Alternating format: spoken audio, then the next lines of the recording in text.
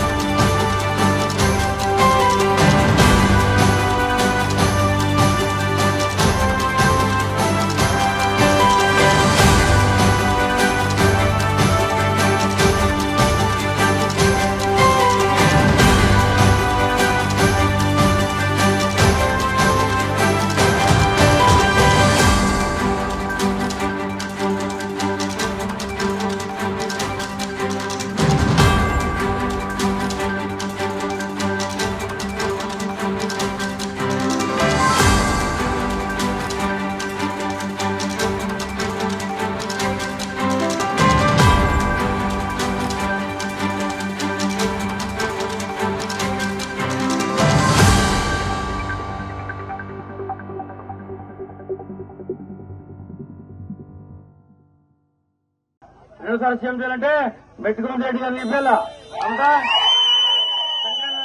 కల్పిస్తేనే Jagan CM కాబట్టి ఆయన ఈ రోజే మేనిఫెస్టో విడుదల చేసినాడు.